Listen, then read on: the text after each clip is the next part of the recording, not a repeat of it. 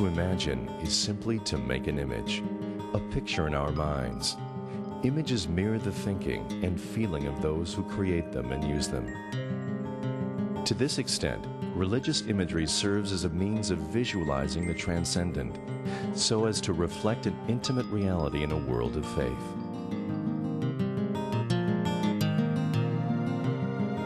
The most sought-after subject in the world of art has been the image of that of God incarnate, Jesus. Yet historically, no likeness exists of Jesus, and we are therefore mystified as to the exact external appearance of the man called Jesus. The result of this has been that the effigy of Jesus has been left up to the human imagination, which has allowed for Jesus to be conceived of and manifested in a multiple array of imagery. Therefore, when we look at Christianity throughout the world, we see the existence of a diversity of images of Jesus. Since image is a result of conditioning by our culture, and since cultures are so varied, it would seem impossible to reduce the image of Jesus to one set of precepts that will apply everywhere. However, despite the great variety of images that exist of Jesus, it seems that one commonly recognized portrait has become accepted by the popular culture all over the world. This is Jesus as portrayed with certain basic features in a gentle and meek manner, which is often depicted in very fine European features with fair hair and blue eyes.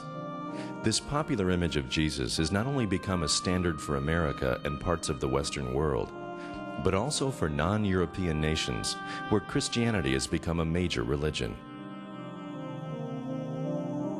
Is this really what Jesus could have looked like? To speculate as to what the historical Jesus could have looked like would be an endless and unavailing process. Once a historical figure becomes an image or passes into being a ritual and a real media image, that is a very different thing than depicting a human being, and that then one has to examine what are the power dynamics, what are the institutions that are ratified by that particular figure, and that's what becomes so complex. That would not be taken away by simply trying to show a first-century Jew.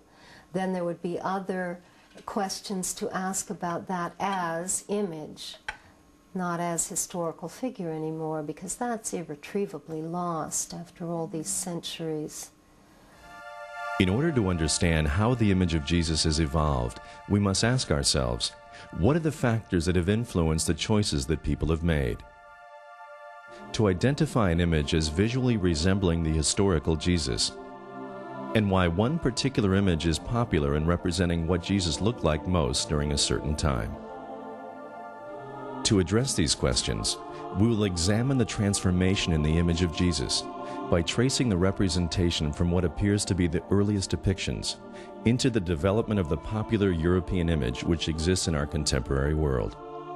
If you trace the visual depictions of Jesus from as early as we have them up until the present moment, it almost recapitulates the history of Christianity, which in its first century really made the transition from a local Palestinian movement into a Hellenistic culture, and became, at least a very large part of it, although not all of it, became a European movement. Now there were still churches, there were Coptic churches, there was a church in Ethiopia, there was a continuing part of Christianity in the Middle East. But from the point of view of European Christianity, where the Christianity became, as it were, the kind of religion of the empire, Jesus was Europeanized. And in various ways Europeanized, given the accoutrements of a Byzantine emperor, or a king, or a prince, or whatever.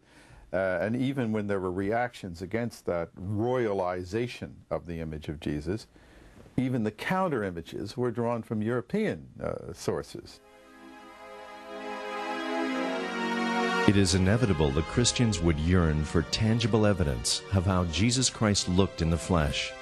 Holy relics, supposedly bearing the imprint of the face of Christ, have captured the imagination of people all around the world.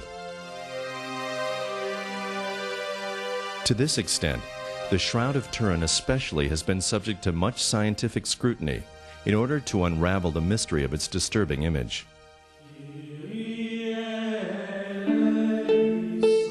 The earliest Christian paintings and images depicting Christ are to be found in the catacombs, where the first Christians for centuries buried their dead. There is an air of temporality in this art, and the focus was not on what Jesus looked like, but on God's acts through Jesus. Even if you add up all of the material in the 4 Gospels that we have in the Bible, and if you add the so-called extra-canonical sources, they were not really interested in physical descriptions in those days. They were interested in what he did, what he said, and therefore you can only piece together the barest minimum of physical description. Professor Jane Dillenberger, renowned art historian and author of many books dealing with Christian art, clarifies the relationship between Greco-Roman heritage and Christianity. The early images in the territory of Rome, where the church was being built up, the Apollo type of Greek art was taken over and became the Christ in Christian art. And this meant a very beautiful, young, very young figure and face, and beardless, serene of countenance, no evidence of struggle, no thought of crucifixion or even resurrection. One of the interesting things to me has been that there is no portrait-like figure of Christ in Christian art until something like 430, well into the 5th century, that there are sort of stylized pictures of a philosopher teaching disciples, the Good Shepherd, but never never portraits or something that looks like it might be a real person, so that when in close to the time of Christ's life or Jesus's life, apparently that was not an important thing for people. It's only started later when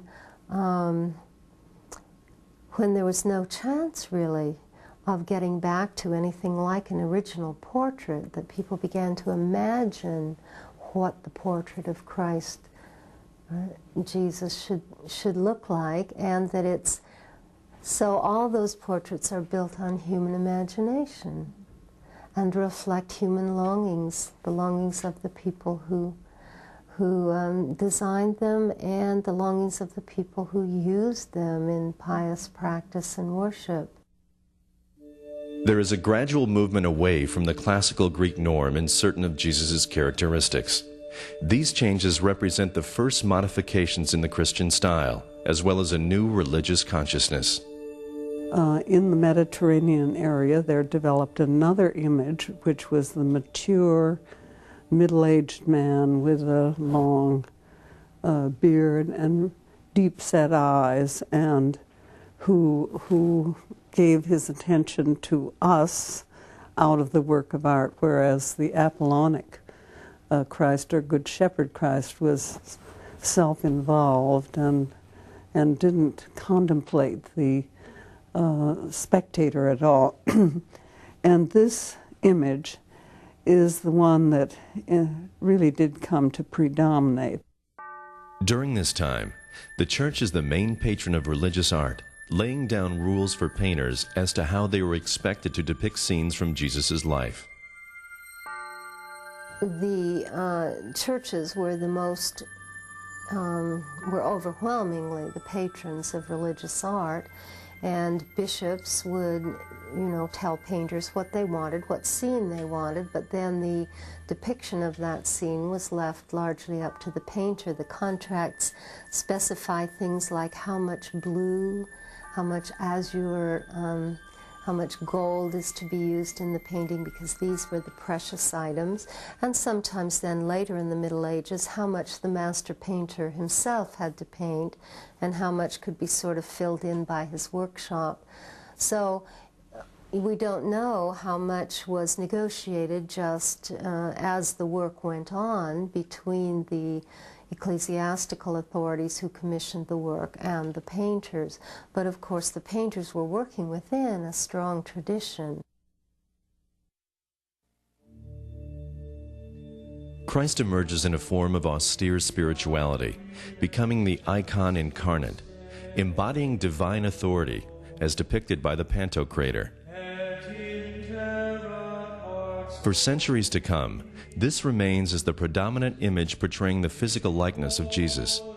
The same characteristics being repeated: broad forehead, arched eyebrows, straight nose, deep eyes, a kind, serious mouth, long hair, and a forked beard.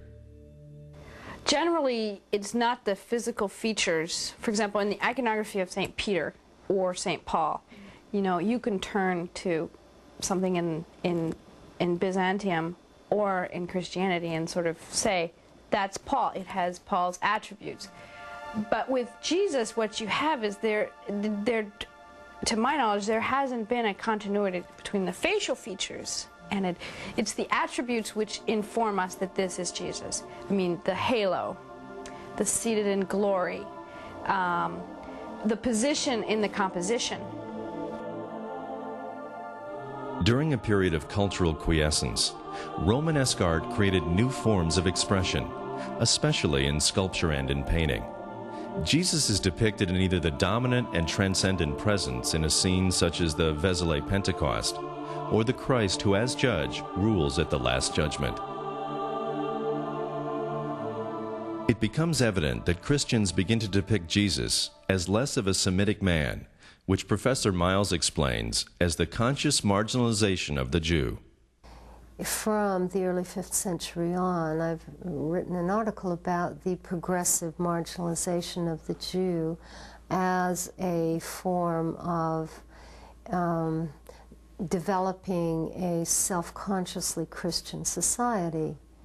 That increasingly, if one looks at laws, if one looks at popular destruction of synagogues, if one looks at the way in which Jewish tradition and narrative in the Hebrew Bible is taken up into the Christian story and positioned as shadowy forerunner to Christianity, at the same time that actual Jews are being ostracized within society, you see a terribly ambivalent treatment of Judaism.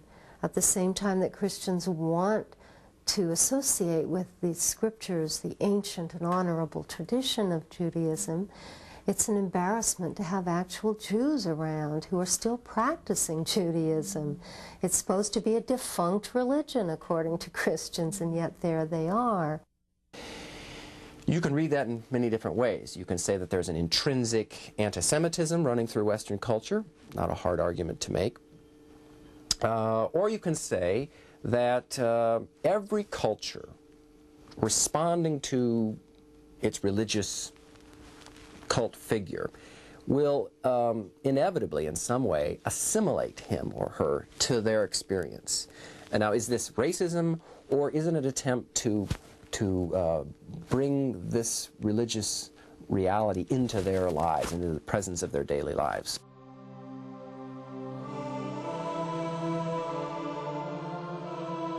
During the Gothic era, the focus of religious life shifted to the cathedrals and city churches, which lent majesty, serenity, and lyricism to Gothic art. The great cathedrals, their sculptures and stained glass, housed the new image of Jesus.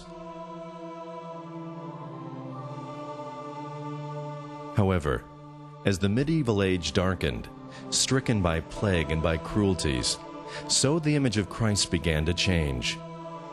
the Lamb of God transforms into the man of sorrow. The Gero crucifix attests to a man of pitiful human form, distraught with pain. Although there is an increasing degree of assimilation taking place, there is, up until this point, no radical departure in the appearance of the face of Christ. Jesus is shown in the medieval images as depicted as either a beardless figure or the bearded mature likeness made familiar through Byzantine art, a type which had become the accepted portrait in resembling the physical appearance of Jesus.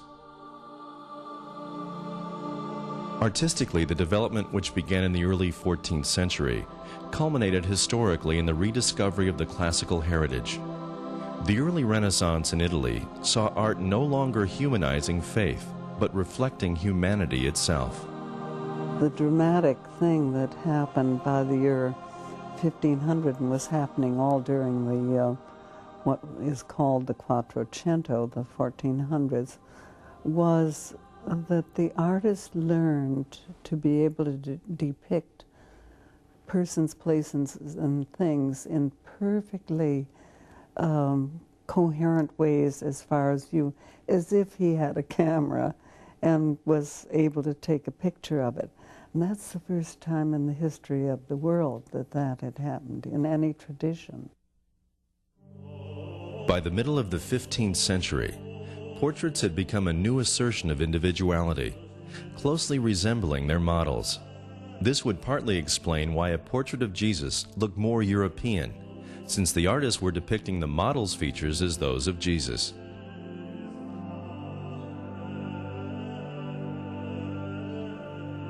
The paintings of Giotto give an indication of the spark of Greek humanism, which show the Renaissance artist that the body is the vehicle of the spirit.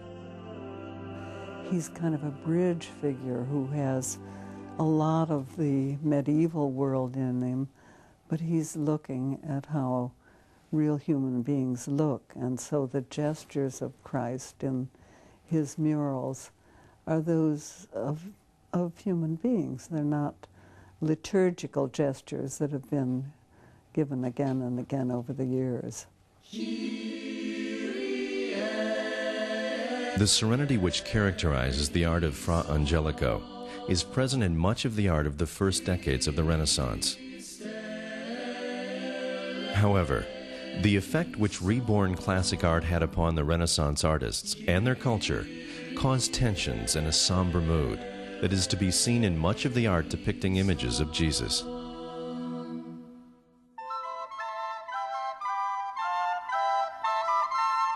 The tensions inherent in the developing Renaissance style were briefly resolved in the period that is known as the High Renaissance, when artists began to react to humanist thought in a manner of expression entirely counter to the arts of the Middle Ages. At that time, commissions begin to be made by town governments, by a whole wealthy class for in private homes, private devotional books, and so on, so that it's in the Renaissance that the market for religious images changes rather dramatically.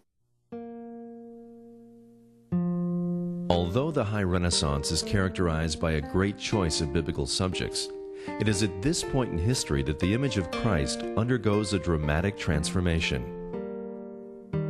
The artist has more freedom in the manner in which he paints Jesus, and we see for the first time Jesus being portrayed in the ideal form of earthly beauty. Jesus is also painted in a more localized European manner than ever. It is noticeable that Leonardo paints Jesus in his own likeness, which depicts a more definitive Eurocentric image. Michelangelo chose as his subjects, of course, for Mary, his sister, for Joseph, and for some of the poses for God, his brother-in-law, and for Christ, his nephew. And as the child, this image becomes the main image for centuries in Europe and later transported to Africa, Asia, Central, South America. Separate from, and in some ways opposed to, the art of the Italian Renaissance is the art form of Northern Europe. whereas the art of Italy tends to ennoble man by emphasizing his finest potentialities. The art of the North underlines the finiteness, frailty, and fallibility of humankind. Generally speaking, the northern image of Christ is one that does relate to the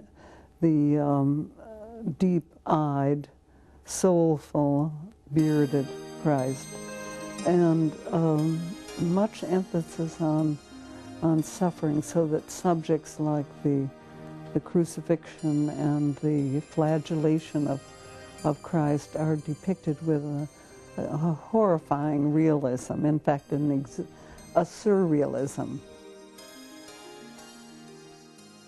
During the ensuing Reformation and subsequent birth of Protestantism, very few paintings are painted of Christ in terms of high art, representing a trend that will change patronage, subject matter, and emphasis in the art of the subsequent centuries. One thing we have to remember about the Reformation is that it was in fact a protest against the authoritative quality of medieval Christendom. So the Jesus image that arises following the Reformation is a shift away from a dominant king ruling over people, and a shift towards a Jesus that is accessible, more human, sensitive, vulnerable. However, as Dr. Morgan states, this does not seem to be the case in terms of popular art. At the level of popular devotion, images exploded. They were used extensively in these kinds of broadsheets that were used in the home, in Bibles. Luther's first translation of the New Testament, for instance, was profusely illustrated with woodcuts. So there was a real recognition of the pedagogical, didactic value of images. Baroque art is no single style, and it therefore emerges as an international variety of expressions at the hands of artists of many different personalities and persuasions. As a result, the image of Jesus is characterized by a strong regional sense of individuality, often expressed in a dynamic theatrical manner. And here, the Rembrandt emerges, and Rembrandt is surely the religious artist of all time, thus far, because he studied the Bible, and statistically, the number of drawings, etchings, and major works of art that he did on the life of Christ and Old Testament events is so large in contrast to any other category of his work. And these things were not commissioned, so it was Rembrandt himself who chose to do that. And he lived in the Jewish section of Amsterdam at one time and walked the streets looking for the Jewish type for the Christ. And we have a series of studies of the young men that he did drawings of and paintings, and then they appeared later in somewhat transformed shape in the Supper at Emmaus and all of his other religious works on Christ. With regard to much of the religious art of the West, since the Renaissance, we note that certain trends have emerged. Christ is steadily portrayed as a person with non-Semitic features. Secondly, Christ's features are being represented as exemplifying the highest ideal of human beauty, and Christ is almost always being represented as a white European male. As social and political problems begin to weaken Europe, there is a spirit of revolution. The Church's monopoly on the image and iconography of Christ is shattered, resulting in a great variance in the image of Christ. Art becomes more refined and sensuous, with the exquisite art of the Rococo reflecting the lavish extravagance of the era.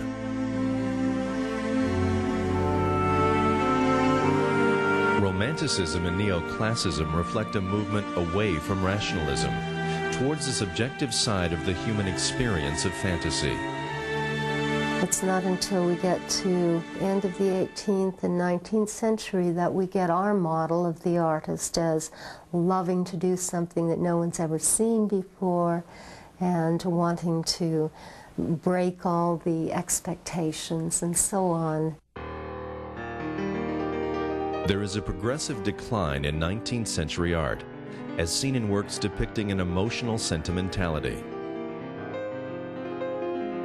Contained within a domain of imaginative realism, Jesus is portrayed in a sense of idealistic authenticity.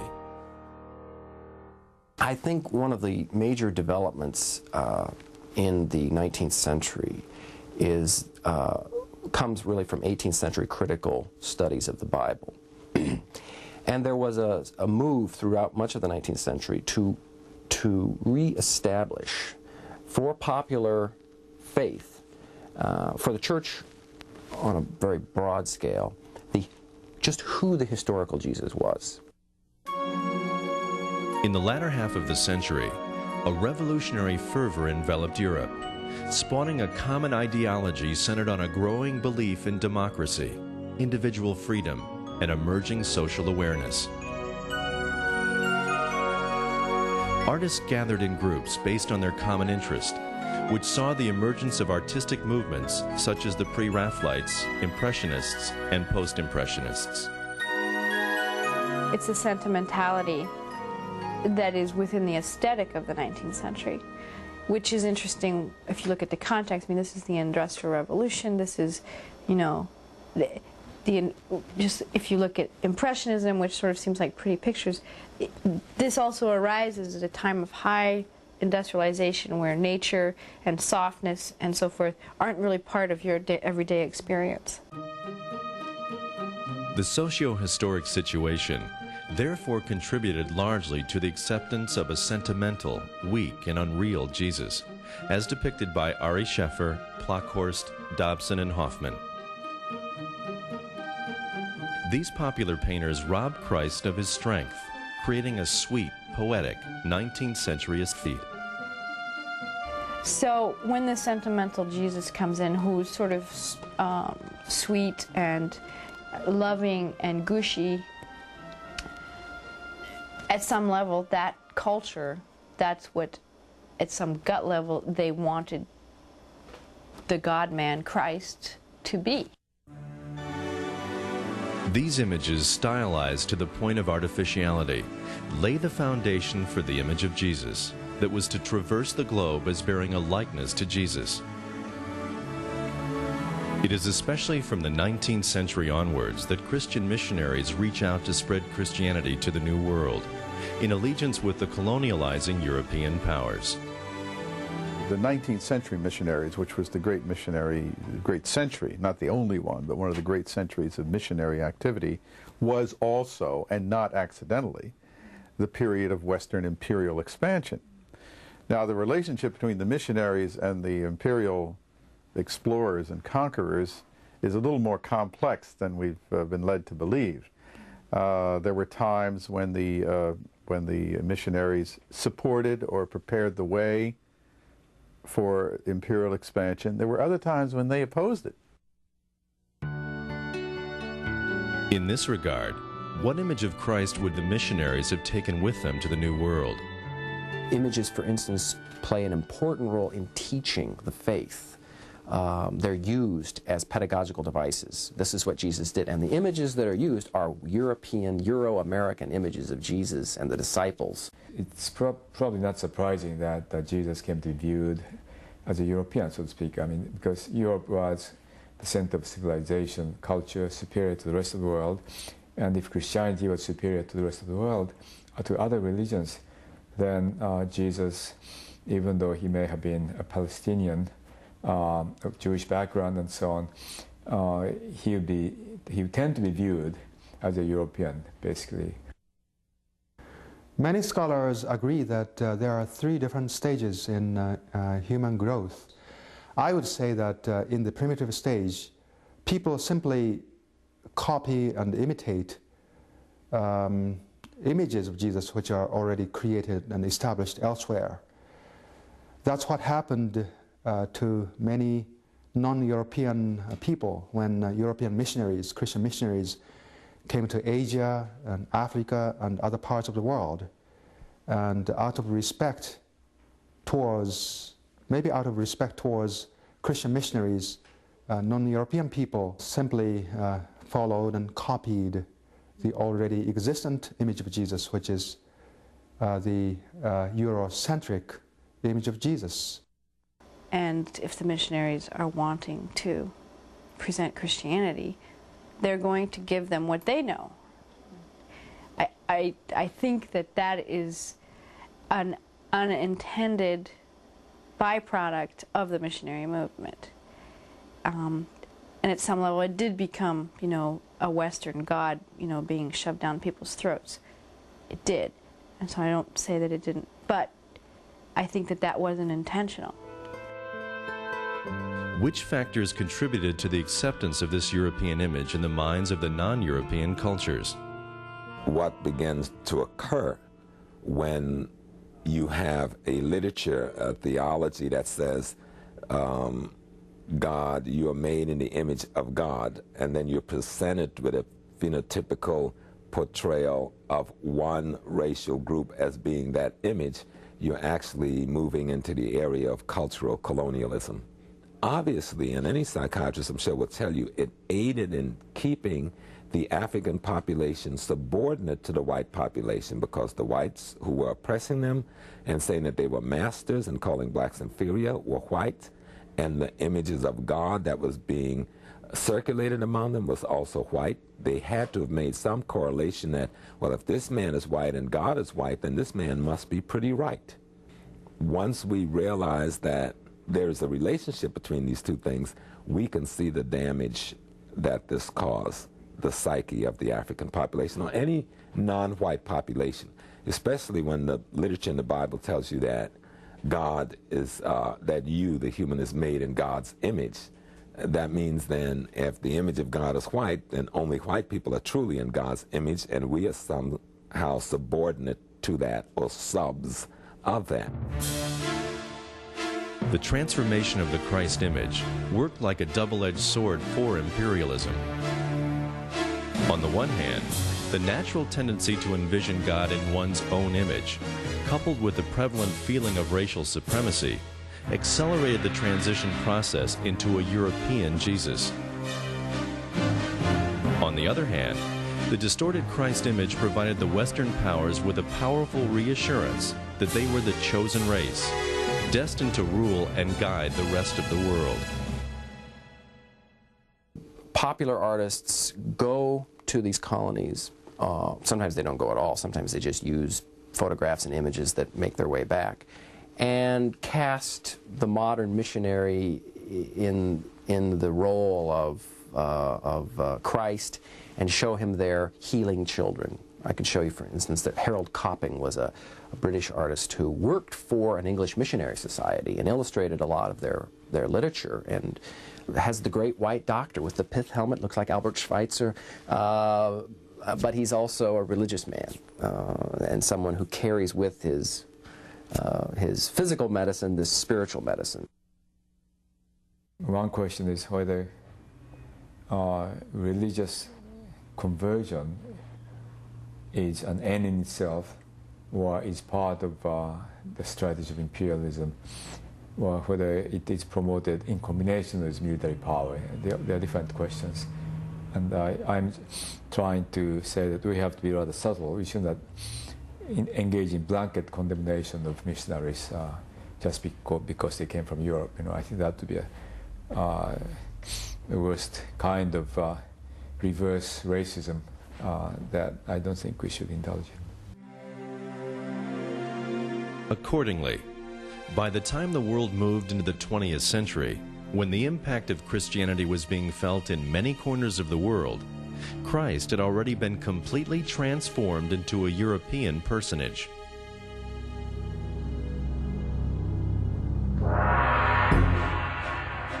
The 20th century is almost history, but the interpretation of the events of the decades leading up to it has been a venturesome undertaking. while the kaleidoscopic multiplicity of events at the present time are still dauntingly unclear.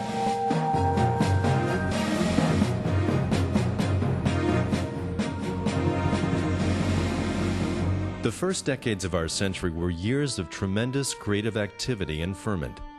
When the world wars cut across Europe, many of Europe's finest writers and artists were lost. Searching for meaning to the madness that had produced such devastation, artists stripped art of its traditional subjects, questioning the values of the Western civilization and its culture. The styles of Cubism, Surrealism, and various other forms of non-objective art were by their very definition of their style inimical to religious subject matter, or alternatively depicted Jesus in abrupt abstraction.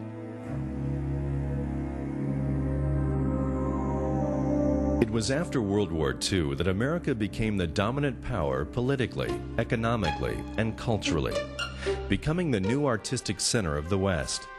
Abstract expressionism, pop art, and minimalism redefined art.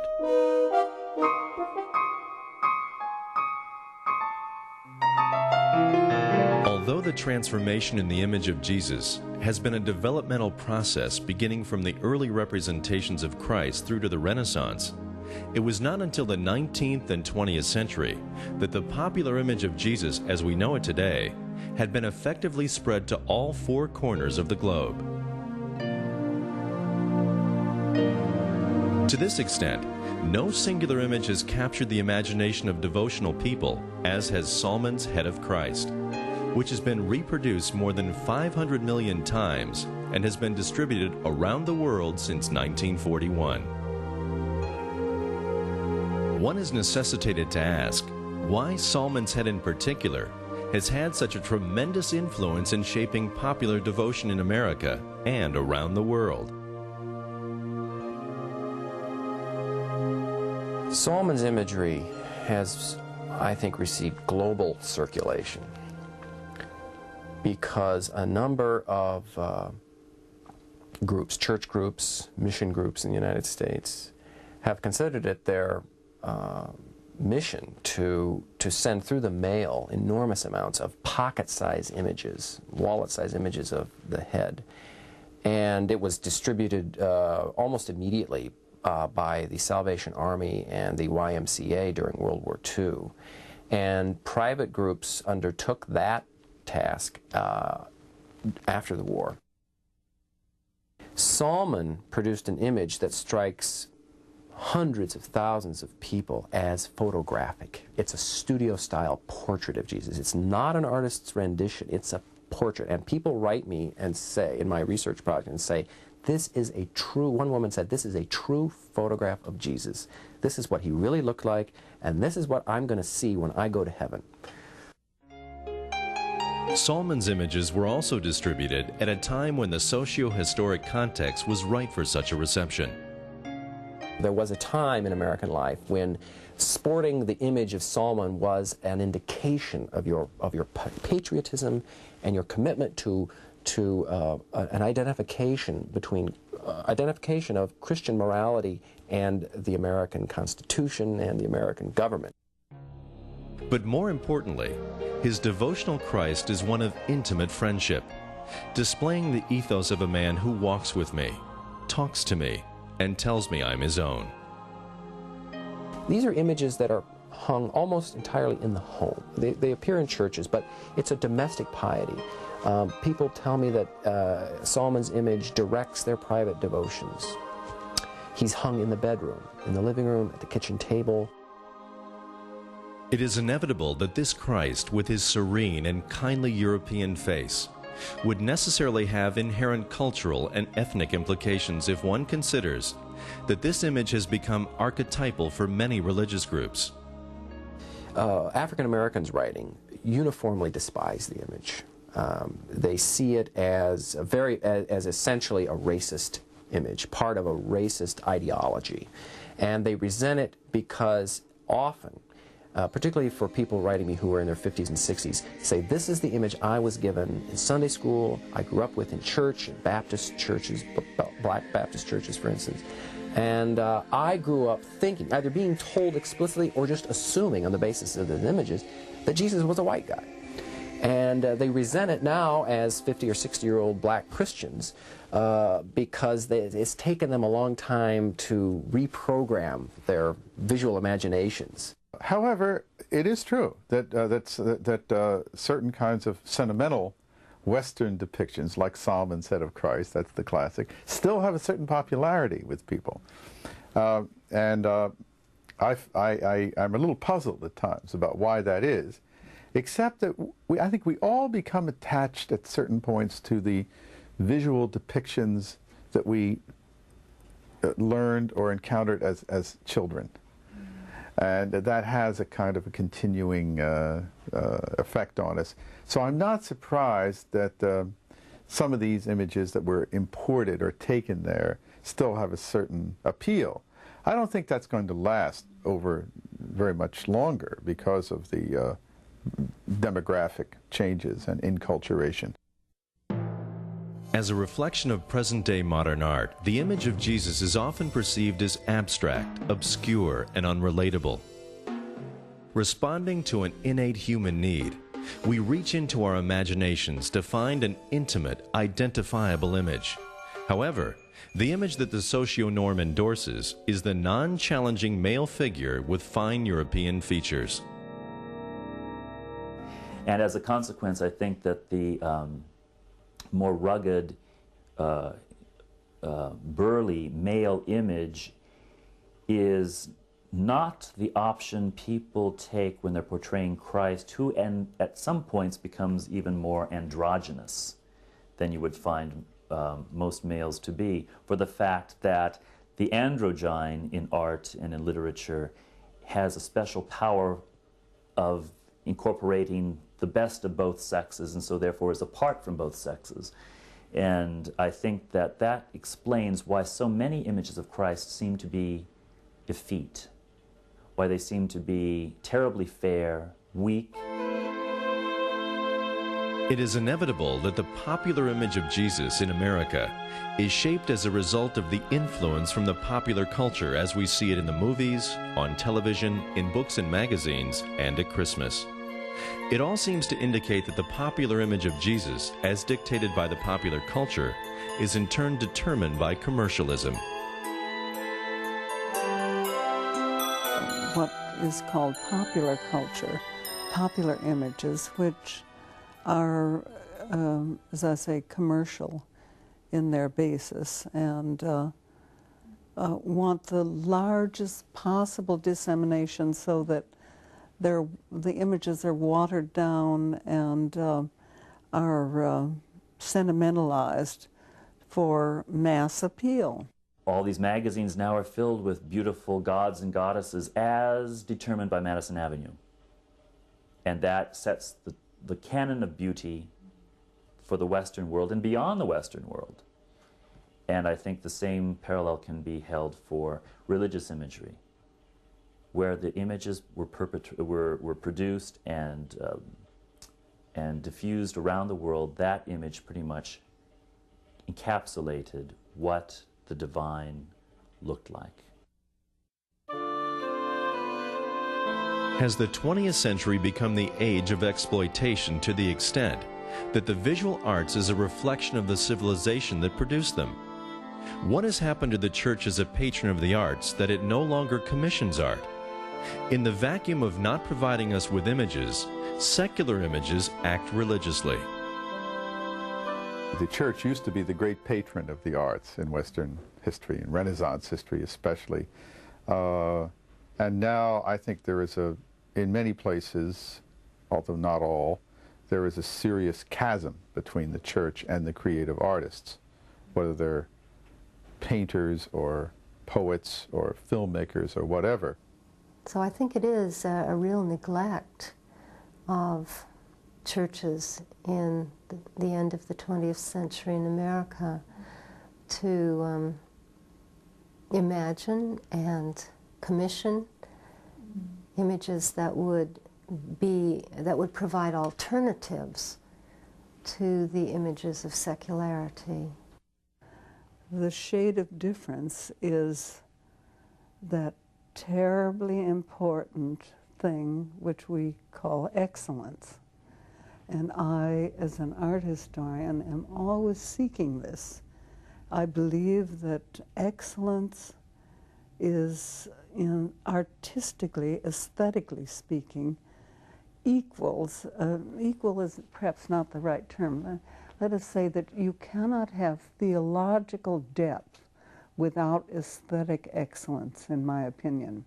And that's an opinion that's been tested by many years of studying in this area. Well, it's a milksop theology. I mean, it's just completely, this is, Jesus is your buddy, and he's gonna fix, you know, he doesn't even look powerful. He doesn't have a halo, you know, he's blonde and has shiny hair. I mean, it looks like a Breck commercial, really. I mean, you look at the Breck ads, it's very similar, which there's an advertising side to it, of sort of selling a product. I mean, I don't think that the issue there is to sell more copies of itself, because they're really cheap anyway. So, but there's a selling of that theology, which is you don't really have to do much to be a Christian. When the world entered the era of television and movies, the so-called Hollywood imagery played a significant role in shaping and maintaining the popular notion of the European image of Jesus. I think the Hollywood record in depicting Jesus is dreadful, in a word. I mean, it has been Eurocentric, even worse than Eurocentric. It's been racist at many points. You have a blonde, blue-eyed Jesus, and when he gets when he's a little different from that, they never depart to anything very different than the Eurocentric Jesus. And Hollywood is driven by profit. They've got to produce a movie that's going to make money. It's going to bring people in. They've got to shape the story and the depiction in such a way that not too many people are offended. Unfortunately, in casting, which is always attached to dollars, to appeal, to market, you find that the archaeological urge stops short and the box office concerns take over. And I think that's why in 20th century film, up until the present day, most of the paintings or most of the films of, say for instance, The Passion of the Life of Christ are based very much on paintings that people have looked at and have grown accustomed to. I think that's why the archetype of the Northern European Christ persists in film, because people looked at the antecedents in painting. Some of the most significant subliminal images and overt images of Christ and of God itself being a white person have come out of Hollywood. We've got the 10th Commandment, we've got Spartacus, we've got the story of Noah, we've got the story of the Immaculate Conception, we've got the robe, we've got many others portraying Christ as white in a community that was far from being dominated by white persons at the time in history these things took place. But Hollywood have made this statement that most Americans have accepted because they've portrayed these images using the finest stars, the greatest amount of money. These are some of the best films made, the ones dealing with Christ and with things, images out of the Bible. For instance, Cecil B. DeMille's film, King of Kings, was seen by millions and millions of people. It was a silent film. People could comment on the film as the image was being shown to people from Tibet to Africa, South America, you name it. This image was impressed upon the psyche of humans around the world as being representative of Christ. It is necessary at this point to ask why this European image of Jesus still continues to be the popular devotional image in non-European countries. Non-Europeans seem to still be drawn to the image of Christ as being the image, because when they receive the information, when they receive the church initially, when they receive the gospel initially, It came with these images as being the portraits of the Christ character. Under immense cultural influences from the West, especially through media images, non-Europeans still seek to adapt and emulate Western civilization and its very ambiguous achievements. It is therefore no surprise that the European concept of ideal beauty continues to sustain a Eurocentric image of Jesus. Advertising now is the new thermometer for finding what images are being perpetrated and what images people look at and therefore find themselves wanting to be like that image or grabbing something out of that image. And I think that, look at the Calvin Klein ads. They're giving you a body type, both male and female, that people are to aspire to. The same sort of thing was happening in the Jesus representation in the years of Western missionary activity. And as a consequence, I think that wherever the image is perpetrated, whether it's in advertising or religious pictures and catechisms or posters or films, that image is going to subconsciously play an important part in how we understand femininity, masculinity, or divinity. That in fact, these images are laying the ground rules. To say that Jesus was a European, he's presented this way, and this is the image of somebody you admire, you worship, then by implication you might be admiring and worshipping the rest of what's offered by Europe. It's painful, isn't it, to see people depicting beauty as unlike themselves. But I think, you know, they have seen in the media so many depictions of beauty as white, as thin, as wealthy, and so on. I think media images are extraordinarily powerful, and even people who do not have particular kinds of experiences that would make those images resonant for them simply can adopt them. I have an example. My granddaughter is biracial, and she has always lived, she's 8 now, almost 9, and she's always lived in an area of San Francisco where the whole community is biracial. And yet, she has somehow picked up and internalized some racism. She keeps insisting that her skin is light, her hair is blonde like her mother's, and so on. And even though she has not, to our knowledge, received that in any face-to-face encounters, she has seen television a good deal, and all the pretty little girls there are blonde. And so even though it's actively combated in her home, this racism does have its effect on her through media images. At a time when there is a growing awareness of cultural diversity, people will inevitably begin to imagine God in a way that will allow Him to minister to them and to have an intimate role in their life. This relates to the simple desire of humankind to envision the most holy figure in their own image.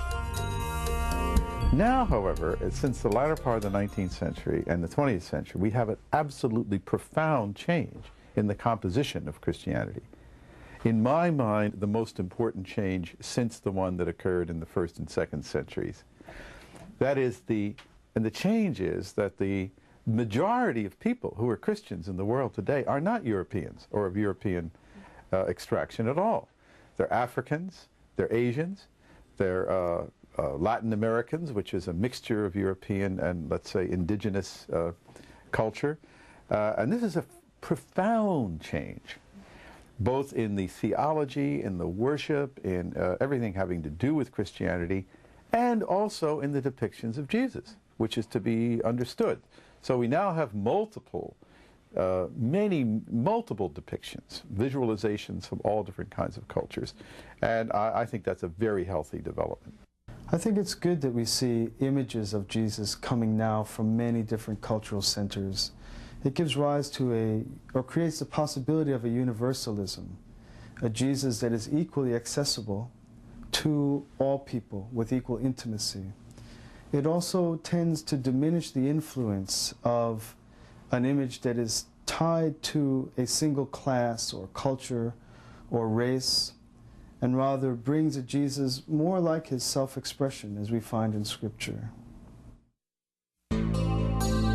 Through exploring the nature and power of images, we've discovered a wealth of images that have been created throughout the centuries.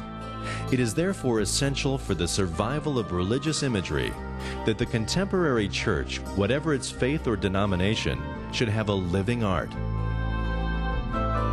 However, today the conventional image of Jesus still dominates in the minds of the public, perhaps because we are unwilling to risk the disruption of our beliefs and expectations, and seldom question the concepts and images presented to us by society. Is it not, therefore, in looking at the face of Christ that we are looking at our own spiritual and cultural identity, both as we exist presently and as we imagine we should be?